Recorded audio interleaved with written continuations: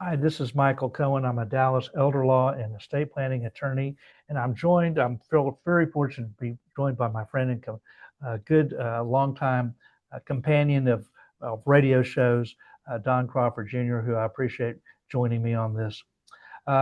So today's topic is going to be on O.J. Simpson and his son, Jason. Did they conspire to defraud creditors? So what happened here? As many of y'all know, O.J. Simpson was acquitted of murder of Nicole Brown Simpson and Ron Goldman many years ago. However, even though that he was acquitted of murder, there was a civil judgment. So on a criminal trial, you have to prove guilt beyond a reasonable doubt, but on a civil judgment, it's by a preponderance of the evidence.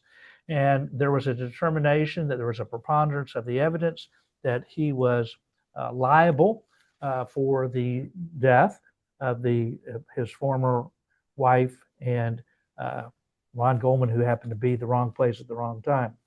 The judgment then, by the way, was for $33.5 million, and now with interest is over $100 million because that's been a long time since those things happened. So what happened here?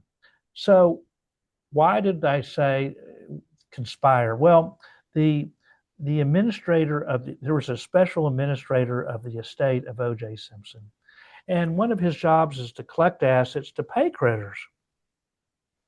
Well, what O.J.'s son said to Dad, O.J., before he died, he said, "Look, I tell you what, this is what we're going to do. You're going to pick out a house you like.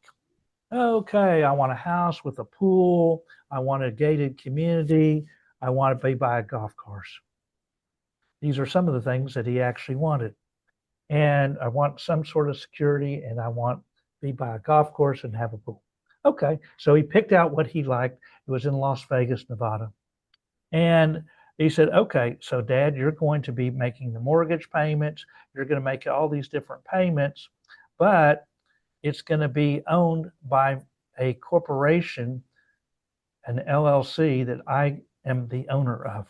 So in effect, the ownership was by the corporation, but OJ picked out what he wanted and was making the payments on everything, whether it's repairs or maintenance or making the mortgage payment. So now what the administrator of the estate says, in effect, it's de facto that you were really the owner.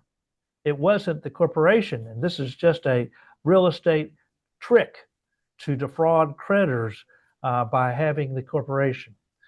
Now, this is just, year 2025 when this occurred.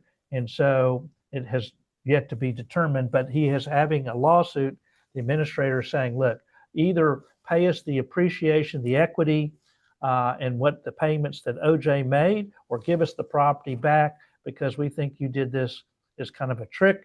And this really should go to creditors and not as something. And by the way, Jason, OJ's son, moved into the home after he died, although it's owned by the corporation. So now it's a determination.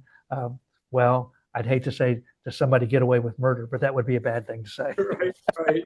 But we think he did, and there are a lot of people who say to this day that the jury wanted revenge for Rodney King murders or something like that. I think I've read, or whatever happened there with the riots in Los Angeles and the stuff and the like. So it's sad, but it's life, and this is why you need to be safe and use Michael as your protector, as your insurance, to make sure that he's there by your side at all times. And the first step to do that is to attend his next workshop on Saturday, September the 13th, which is live, interactive, and in person and free. And you should really go, because then you'll see Michael in action. And what's good about these podcasts is that, or vodcast, video podcast, excuse me, Michael, vodcasts, is you can see Michael in action, and he reads nothing. I mean, he may go over a pie chart here and there, but he's still not reading anything. You can see it's all right here, and he'd be just that way in a court of law or meeting with you or other.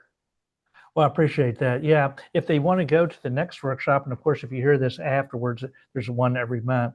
The The next workshop is on September the 13th, which is a Saturday at 10 o'clock a.m. It's free. Actually, if you go to the workshop, we even give you a free, what we call vision meeting. So you get 3 free hours of legal education without any obligation or cost. To do that, again, you just call 214-720-0102 or sign up online at dallaselderlawyer.com. One final thing, since we're new to doing these YouTubes, podcast, or as you call it, vodcast, but I'm not sure what you're drinking. But